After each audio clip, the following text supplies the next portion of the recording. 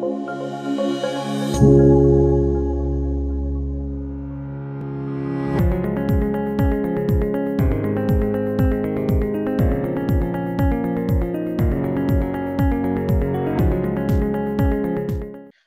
everyone to the 10-Minute University Noontime Chat. For those of you who are not familiar, 10-Minute University is the trademark for short classes, videos, and handouts on essential gardening information for the home gardener. Oregon State University owns the trademark, and Clackamas County Master Gardeners developed the program. Today's talk is part of our 2021 series. You can find recordings and other 10-Minute University resources at cmastergardeners.org. So today we're going to talk about growing and caring for raspberries. Here's a list of some of the 10-Minute University handouts related to raspberries, and you will find these again at cmastergardeners.org.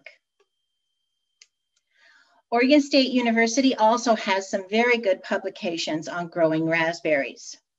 Two of them are specifically for raspberries only. One of them is growing raspberries in the Willamette Valley, Southern Oregon, Central Oregon, and Eastern Oregon. And the other one is about growing raspberries on the Oregon coast.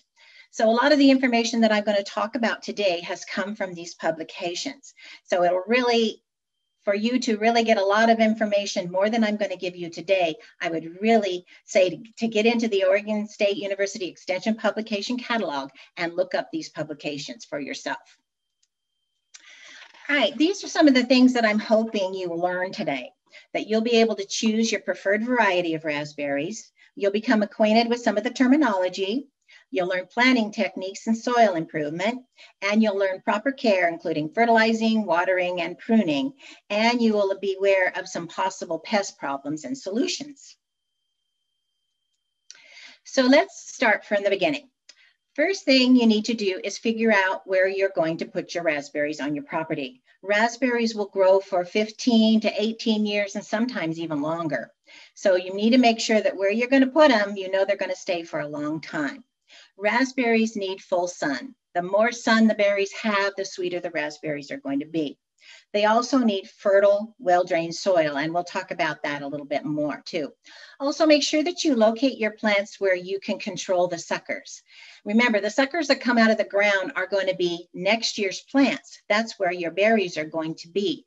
But if you have them, say, beside a driveway and some of the suckers are coming up where you don't want them, that's not going to be much fun. So make sure you locate them where you know that you can control where these new plants are coming up. Also, you need to be sure to avoid a site where potatoes, tomatoes, peppers, eggplants, strawberries, and any other caneberries have grown within the past 3 years. These plants that I just mentioned have a tendency to get what is called verticillium wilt. And if you plant your raspberries in a place where these have had verticillium wilt, then your raspberries are also going to get it. And that's not a good way to start out a raspberry patch. Also, it's good if you plan 6 months in advance or even a year in advance. Now, I know for most of us gardeners, that's kind of hard to do. We go to the nursery and we see a raspberry plant and they look so good and we think, hey, I've always wanted to grow raspberries. So you buy it, you go home, you stick it in the ground. You're not going to be very happy with it. So it's really good to plan ahead. So the first thing you're going to do, now that you know where your site is, you need to prepare your soil. You're going to want to eliminate the perennial weeds. That's why it's a good way to start ahead of time. Because if you plant in an area that has a lot of perennial weeds that are going to come up year and year, you're going to have nothing but trouble fighting them through all the seasons. Also, have your pH checked. Raspberries grow best in 5.6 to 6.5. Most of our native soil is somewhere around that, maybe a little bit higher. So it's a good idea to have your soil pH checked before you put your raspberries in the ground. Now, to prepare your soil, you're going to want to add and mix in some organic matter. 3% of organic matter is usually what they say is good for raspberries. Also, you want to put your raspberries either in a raised area, 1.5 to 2 feet, or in a raised bed, because raspberries cannot take their roots being wet. And heavy, wet soil is going to cause one of the biggest problems with raspberries, which is root rot problems. So if possible, try to raise up the area or plant in raised beds. Now, the raspberries are probably going, whatever type of raspberries you decide to put in will probably need some type of trellising. And whatever type of trellising you want to use is totally up to you. Here's a few examples. There's one that has metal T-posts with the wires around it. There's one that has a wood T-post. You can see the wires down the side. There's a lot of homemade trellises out there. There's a lot of sites and university sites online that have different ideas that you could look up. Also, the publications that I mentioned from Oregon State University also have some types of trellises that you might want to try. Okay, now we're going to talk a little bit about terminology. When a blueberry is first coming out of the ground, sorry, I meant raspberry. When a raspberry is first coming out of the ground, we call that plant a primocane. The next year, the following year, the year after it starts to come out of the ground, we change its name to floricane. Now, the fruit of the raspberry develops on what we call a fruiting lateral. So you have a raspberry that grows up from a primocane, turns into a floricane, it grows fruiting laterals out the side, and then those fruiting laterals develop the berries. When you look at a raspberry, you will see all these little bumps. Every one of those bumps is called a druplet, and every druplet has a seed inside.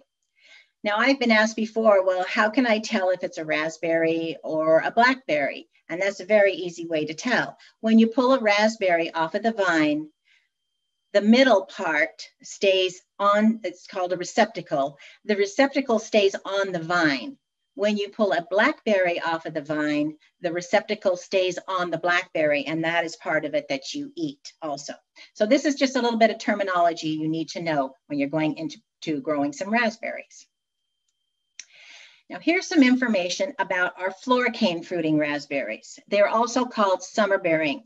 And depending on what type of information you read, some publications will say floricane fruiting, some publications will say summer bearing. On the floricane fruiting raspberries, you will get your main crop around mid-June, and that will be the second summer after you're planting them. So if your ground was ready and you were to plant your raspberries this spring, you will not get your first crop until next June. After your berries grow up and you have your first crop, you should be able to get about 25 pounds of berry per 10-foot row. And they will develop over a period of 30 to 40 days. And like I mentioned before, they'll live 15 to 18 years or even longer. And the suckers that you see coming up from the ground during the summertime, that is going to be next year's crop. Now we also have what is called primocane fruiting raspberries. And you probably remember them being called fall-bearing raspberries. A lot of them are called ever-bearing raspberries. These raspberries will give you a little bit lower yield than the summer-bearing raspberries. And the thing that's different about the fall-bearing raspberries is that they will produce their first berries on primocanes, and then their second group of berries will be produced on the floricanes. You can have 2 crops a year, or you can have 1 crop a year, depending on how you prune them, and I will talk about that a little bit. So if you were to plant fall-bearing raspberries in the spring, you would get your first small crop of berries in the fall, a few months from now, several months from now. Then you would get your second crop of raspberries the following summer. That's how the primocane fruiting raspberries work. We also have black raspberries. They're called blackcaps. They're grown completely different than our other types of raspberries. They're not grown by very many homeowners. Some people do. They have a very distinctive flavor. Either you like them or you don't like them. They're shaped completely different. They're more of a shrub and not a vine. And they do require summer pruning in order to produce some berries, because if you have to top them in the summertime, which produces the laterals. I'm not going to talk a lot about the black caps, but if you look up information in the OSU publications, Growing Raspberry in Your Home Garden, they have a lot of information about the black caps in there. This is another publication from Oregon State University, and this is called Raspberry Cultivars for the Pacific Northwest.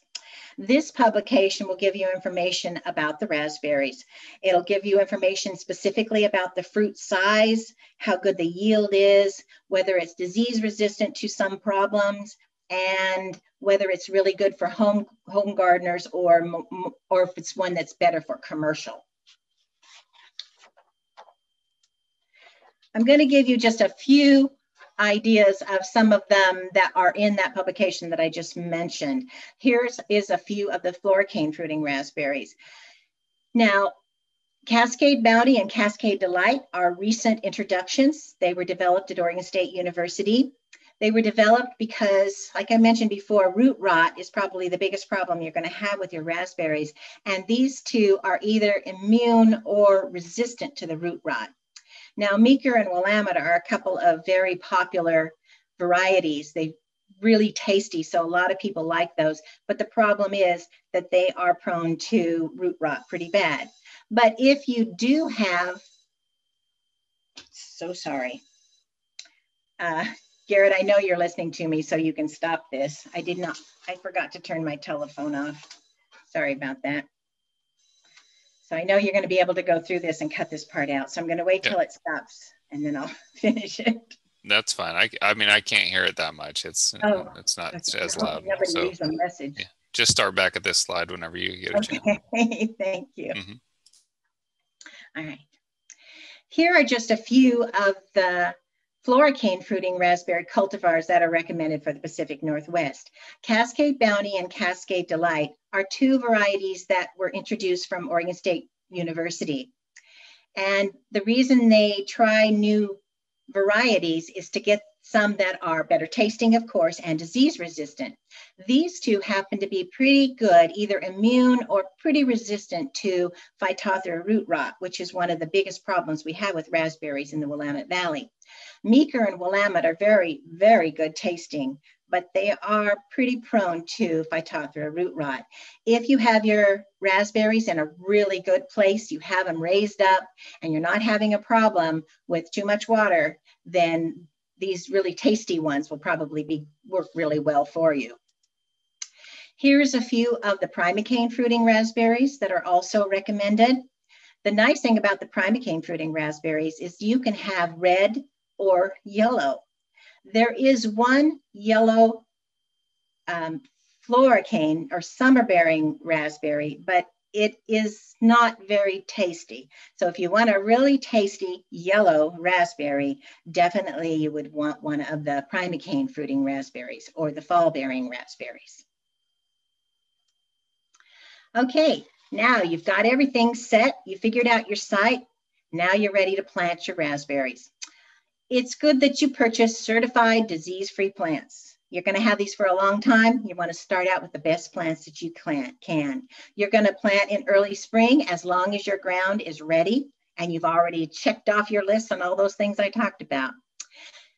Normally, you would be buying bare root raspberries. Sometimes you'll be purchasing them in a container. The nurseries start selling their bare root raspberries around January, February. So if you purchase a bare root raspberry, you're getting ready to put it in the ground, you're going to dig a shallow hole, and you're going to put this into the ground so that where the root and the cane meet each other, it's about 1 to 2 inches below the soil level. And if you happen to buy your raspberry in a container, you're also going to plant it to where the soil level in your container is about 1 to 2 inches below the soil level of your ground. Then you're going to water it in really good. And then if they're very tall, you are going to cut the canes down to 6 inches. You can grow raspberries in containers. You can grow everbears or summer bears, but if you're going to grow them, you might as well put an everbear in your container. That way you're going to have 2 crops a year. Your container needs to be a minimum of about 2 feet deep. 20 to 30 gallon size works best.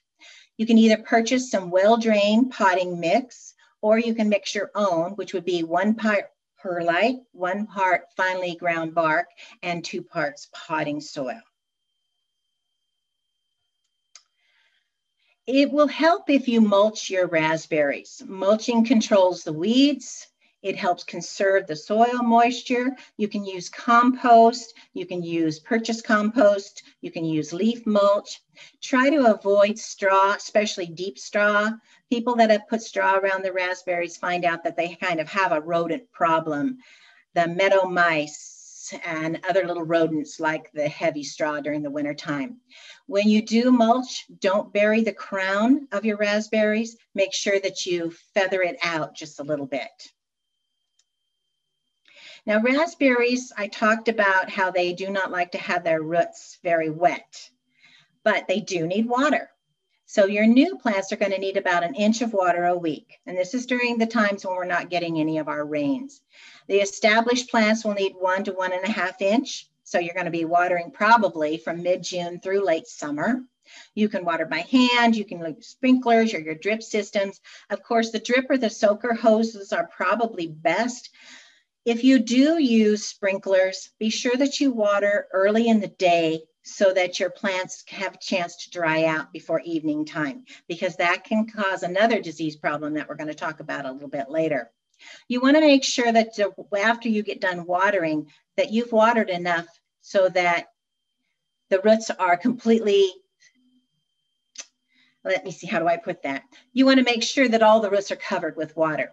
So a couple hours after you water, dig down around your raspberries and see if the water has gone down. It needs to go down about 1 foot deep.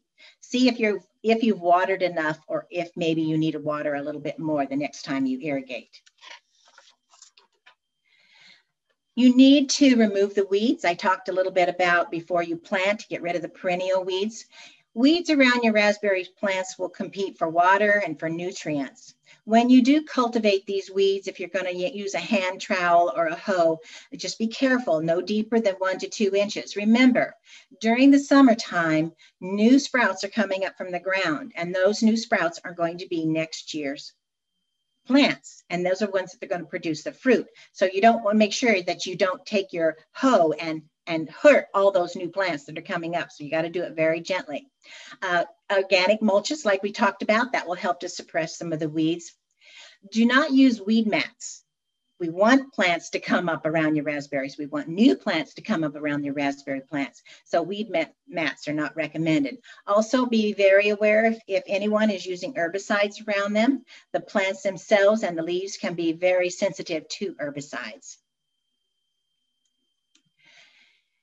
Now, when using fertilizer, I'm not going to go into too much detail because the timing of the fertilizers are different from the newly planted plants to the established plants. Plus, the amount of fertilizer that you use will depend on what type of fertilizer that you use. So I recommend that you check out the OSU's handouts, and they will give you precise information about the fertilization of your raspberry plants. Okay, this is what a lot of people get very confused about. How do I prune my raspberries? Okay, for your floricane fruiting raspberries, which remember are your summer-bearing raspberries, you're not going to do any pruning on them until after your first crop. Remember, you plant them in the spring, you will not get your first crop until the following summer. So after you get your first crop, you're going to remove the dead floricanes. That's after you get your first crop, after they have fruited. Then in the wintertime, you're going to remove the canes that are weak or broken or infected by diseases or insects. And then you're also going to remove some that are too crowded. If you look at that photo, you can see the difference. You can see how many canes were squished into that one little area. And you can see that they thin some of those canes out. Because if there are too many canes in one area, you're not going to have enough air circulation. This will just ask for diseases to come in. Then you're going to shorten the canes to 6 feet. You're going to top them to 6 feet. This will create the laterals, which will be producing your fruits. So that's how we prune the floricated fruiting raspberries. All right. Remember, I said that your primocane fruiting raspberries, you can either have 2 crops a year or you can have 1 crop a year. So if you're going to have 2 crops a year, this is what you do. The neat thing about these is you're going to plant these this spring, right? And this fall, you're going to have your first small crop. Well, after the fall crop is over, in the wintertime, you're going to cut the dead tips off. Do you see that picture on the top? That shows some raspberries. The fall raspberries only produce on the tips. So that gentleman there is going to cut the tip off, probably about where his bottom hand is. He's going to cut that off. And once again, we always remove any weak or damaged canes. Then the next summer, your primocane fruiting raspberries are going to produce their second crop, but it won't be on the top this time. It will be in the middle of the vines. After harvesting them, cut them off at the ground. Then the new primocanes are going to start growing up and you will have another small crop in the fall, and it will just continue on and on. Now, if you only want one crop, and that would be a fall crop, and that'd be very easy. In late winter, you're going to cut off all the canes down to 3 or 4 inches above the ground. They're going to grow, they're going to produce a fall crop. The next winter, you're going to cut them down, they're going to grow, they're going to produce a fall crop. So that's very simple. What a lot of people do is they have the red fruiting summer bearing raspberries, and then they have some yellow fall bearing raspberries and have them only produce in the fall, so they can have a lot of variety during the season. Here are some common problems with your raspberries. Winter cold injury, frost injury, poor pollination could happen, sun damage to the fruit. So it's a good idea to check on your raspberry plants at different times of the year, not just when you are pruning them, not just when then you are harvesting them, but go out there and check on them, see what's happening to your raspberries. All right, I'm going to talk a little bit about a couple of the problems that you may come across. I've already mentioned it several times, but it is worth repeating, and that is Phytophthora root rot is probably the biggest problem you're going to have with your raspberries.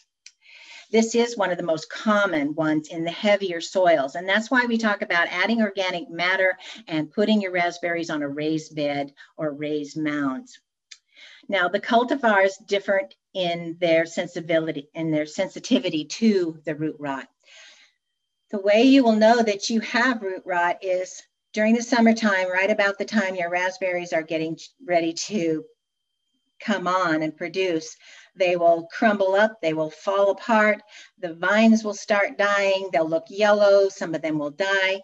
But the new primocanes that are coming out of the ground, they're going to look nice and green. And the problem people do is they think, oh, okay, I'm having a problem this year. I'm just going to cut down those old berries and I'm going to let the new ones grow up.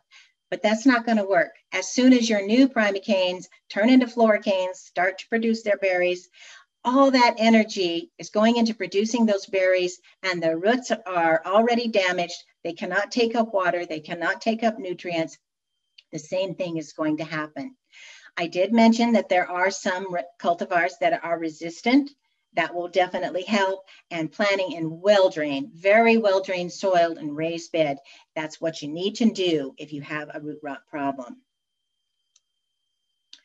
Botrytis is a fungus, better known to most of us as gray mold.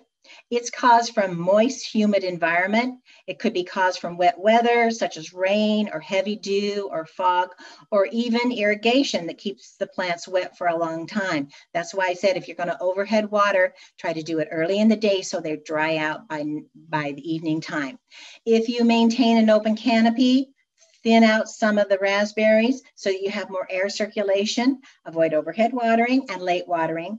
Also, excessive nitrogen seems to be a little bit of a problem, and control the weeds. The weeds in your berries can also hold in too much moisture, too much humidity, which will cause more botrytis.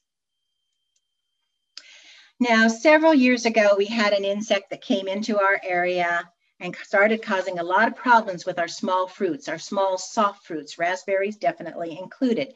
And that was the spotted Wingdrosophila. You know he's got his name. If you look at this picture, you can see the male has 2 little spots on the top of his wings. This is a fruit fly, but it's not a fruit fly like you normally see. It's not a fruit fly that waits until your berries or fruits are rotting before they enter them. The female spotted winged Drosophila has an ovipositor, and she will deposit eggs inside of your raspberries and other small fruits as they are on your vine, as they are ripening. You will know if you have that problem because when you pick a raspberry off, it will be soft and squishy. And if you open it up, you may see the eggs, the little white eggs or the little white larva inside.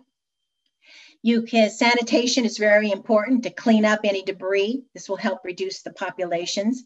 I will talk about in the next slide, apple cider vinegar traps. And I will tell you that the later ripening varieties are more susceptible. These little critters have more than one life cycle during the growing season. So the populations get larger as it's later in the season. Here are a couple of samples of the spotted winged Drosophila traps. You can check out the Oregon State University website for publication and details on how to build them. And the different universities are continuing to do experiments to try to figure out what works best for homeowners. So far, they've figured out that plastic cups with lids, little holes drilled around the top and filled with apple cider vinegar seem to work pretty good for homeowners. This attracts the spotted winged Drosophila fruit fly into the vinegar instead of onto your bushes.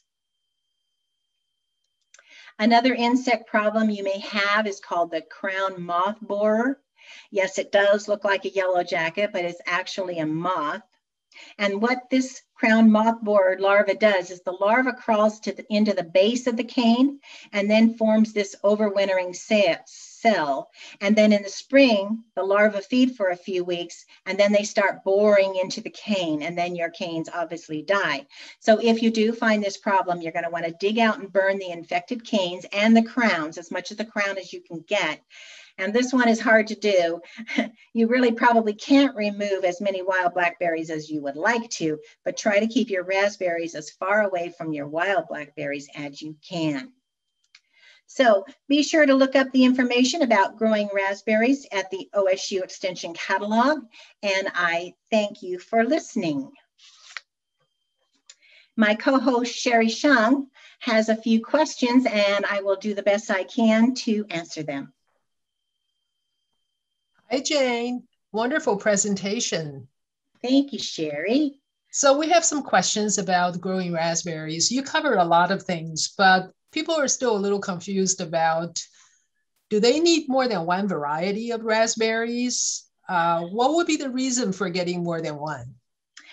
You don't need more than one because raspberries they do not need a pollinator. But one of the reasons for getting one is they definitely have different tastes. Okay. And someone wants to know if their neighbor has really great tasting raspberries and offered to give them some. Should they take it? Is that a good idea? It's really not a good idea. I talked a lot about some of the diseases that the raspberries can get. And if your neighbor happens to have a virus or Phytophthora root rot and they pull up those raspberries and you plant them, your plant is going to have that same problem. It's really a better idea to go to the nurseries, purchase already disease-free plants. You might as well start out the best healthy way you can. Okay. And there is a question about an advertisement for a raspberry that's really short because some people don't like the ones that are really tall. So if there's a raspberry that's advertised as just 2 to 3 feet tall and looks kind of bushy, is that a good idea? Well, what is that?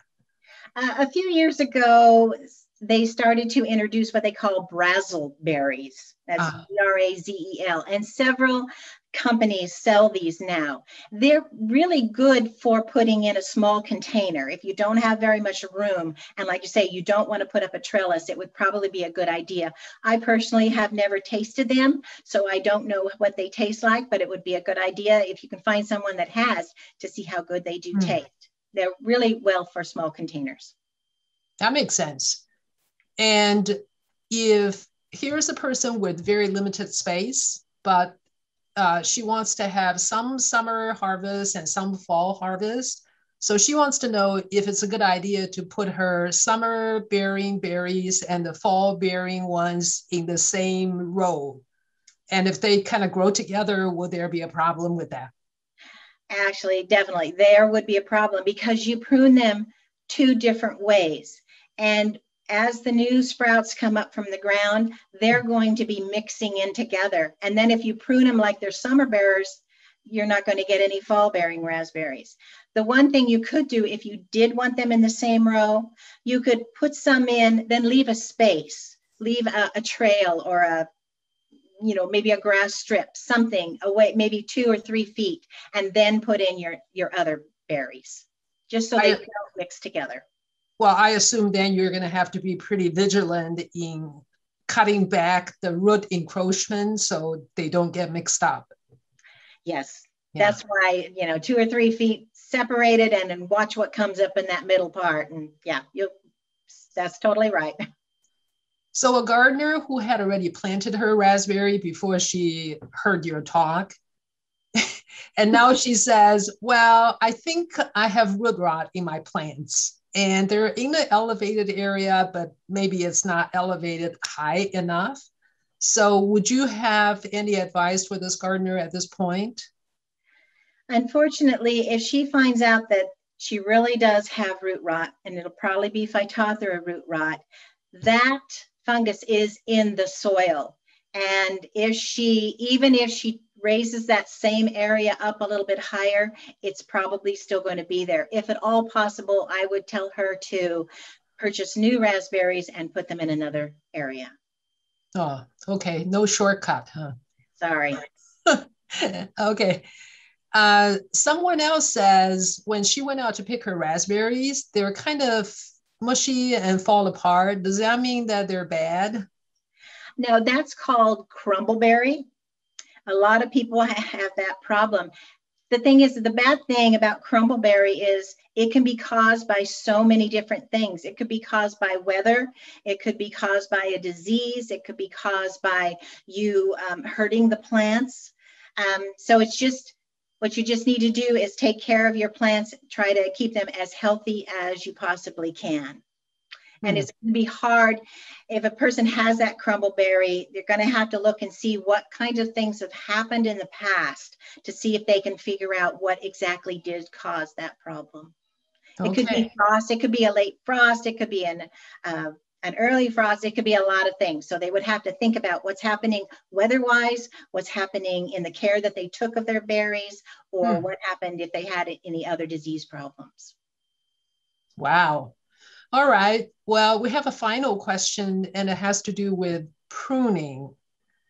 This person wants to know, how does she know, looking at the canes at the end of the season, which ones have already produced and which ones will produce in the future? Because she doesn't want to have old canes left in the ground, but she also doesn't want to cut off future fruit. Right, right. You can usually tell because after they've fruited, the canes start to die. That section of the cane will start to die. So it's usually pretty easy to go out there and tell. Now remember, the new canes that are coming out of the ground are going to be nice and green and succulent looking. So there's definitely a difference between the two of them. And remember, if you're doing the primocane fruiting ones, you're going to be cutting off just the top tips in the fall, in the winter time, and then the middle part is going to grow. So a little bit difference there. I hope that answers your question. I think so.